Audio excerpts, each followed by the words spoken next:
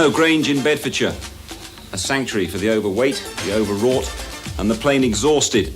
Now, these Spurs players haven't come here for any fitness reasons. None of them need to lose any weight at all. For them, it's pure escapism, a chance to get away from the demands of Cup final week and relax in a box of their own.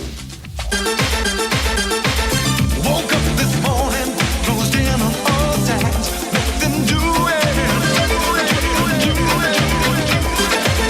I feel resistance as I open my eyes. Someone's fooling. It's bath time now. Go steady with the molten wax, lads. I've got a big day on Saturday.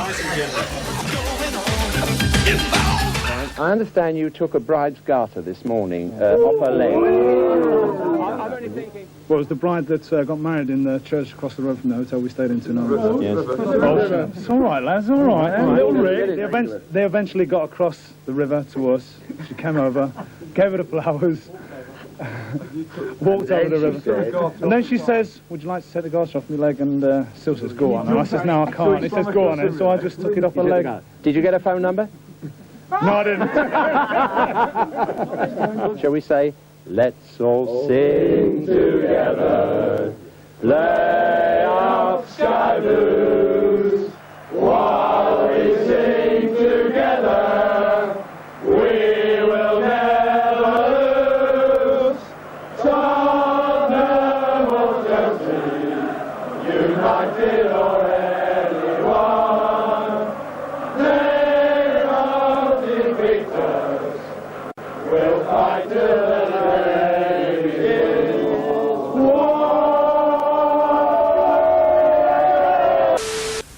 The main news again.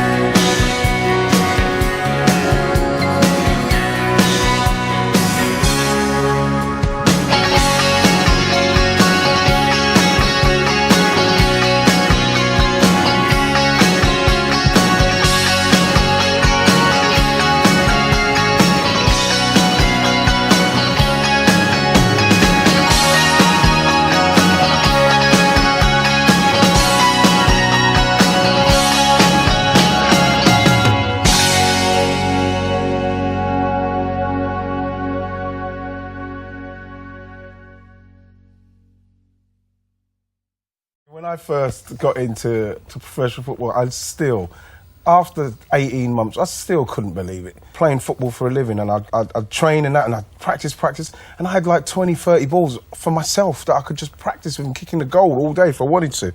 And and then afterwards Steve Coppell and Alan Smith would they'd take us up to like the sauna place, and you can sauna and steam, and it's something that you need to do to relax.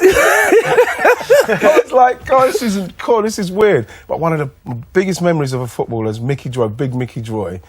And I remember him smoking a cigarette as a professional footballer, and it was the same feeling I had when you wasn't allowed inside school, and you went in school, and I saw the teacher eating an apple, and I had the same kind of, the teacher's eating. And like Mickey Droy was a professional footballer smoking. I couldn't believe it. But like I say, for the first 2 years, I could not believe I was a professional footballer, and I just wanted to do everything I could.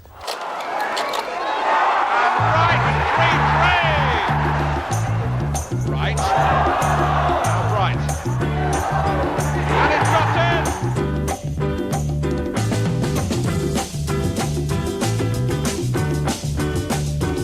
Your love lifted me higher than I've ever been lifted before. So keep it up, quench my desire, and I'll be at your side forevermore. You know your love keep on lifting higher, higher and higher.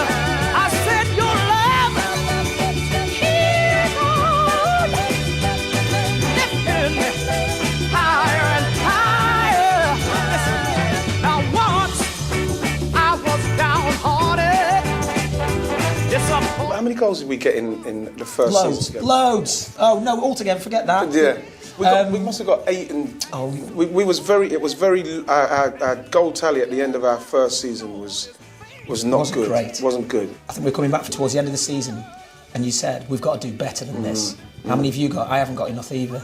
I came in November, and we just made a pact that we would score more goals. We'd be more ruthless.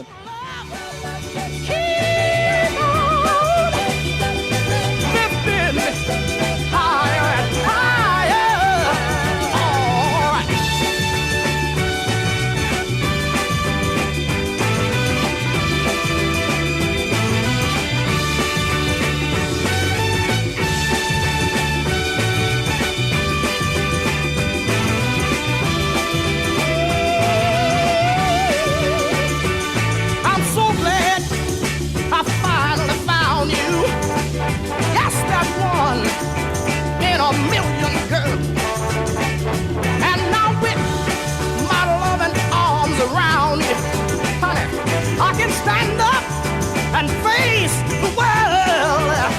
You know your love keep on lifting higher, higher and higher. I said your love keep on. Yeah, once you came, it took my professional thinking to another level, because you came back and you was playing with Lineker and Smith, and you know what I mean? It was one of those where, how to speak in interviews and everything, how to conduct myself. People look at the partnership and just say, oh, it just snapped together. But it wasn't a snap together, was it? It was a lot of hard work. I just knew they would go together. And almost from day one, they knitted. Brighty had the work ethic. And he made Satch, as we called him, Ian Wright, Satch. He made Satch stay behind, and they'd spend hours practicing together, and they were very much a combination on and off the field. I always say Mark Bright probably taught Ian Wright how to be a professional. He was, a really good pro, Mark. They became, obviously, what Palace were about. Remember that time when I was dirty, Brighty? When we was doing the shooting and we was playing in the game, and you was immaculate and I was covered in mud, and you said you got a problem with your balance or something, you know what I mean? The thing is, we used to train, like Brighty would always be on one team and I would always be on another team. And then when we'd finish training, especially when it was muddy at Mitcham, innit? Yeah, sure. And like Brighty would always say, look at the state of you, look at your gear, every time you shoot, you fall over. You're always falling over, and I didn't even notice it. I just loved being in the mud anyway. just wallowing in the mud. It's like a big brother to me, really, in the way he was. He didn't want to change too much about how I was on the pitch. I couldn't change that anyway. I never lost the Sunday morning, okay, if we have to go in the car park, I'll see you out there vibe. I remember one of the things he wanted me to do more than anything, stay on your feet. You keep shooting and falling over. Those kind of things he would tell me. He'd tell me about holding the ball up in certain places. If I'm going up to flick it, just go. Don't even think if I win it or not, just go. Just gamble continually, all the time. Show his face again. That's why your love keep on lifting me higher, higher and higher. I said your love. Let me tell you, if I wasn't Mark Bright, I'd want to be Ian Wright. He could do everything I couldn't. If you see Ian on the training ground, he had all the raw materials in training, and he used to do overhead kicks and everything. You know the one what Rooney scored? I can tell you now, any Palace will tell you, Ian Wright used to do that all the time in training. What we were trying to do as a team and as a strike partner, getting to take those skills onto the pitch. Don't be afraid to do it on the big stage.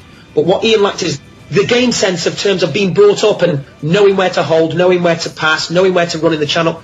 You know, the instinctive thing you cannot teach, and he had that in abundance. What we tried to do is bring him up to speed and get him to work for the team.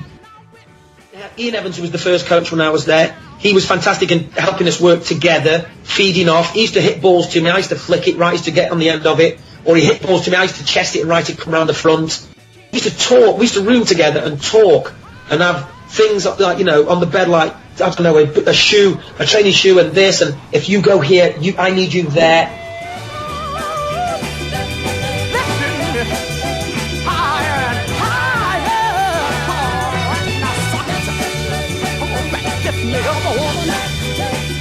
Keep my love going higher and higher. I said keep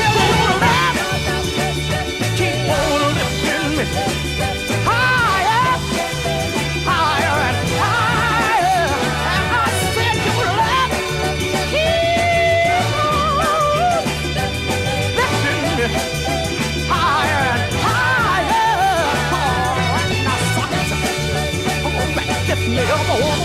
What it was is that once we got that going, Brighty, and we got that hunger for goals, it was just like, you know, it just got better and better.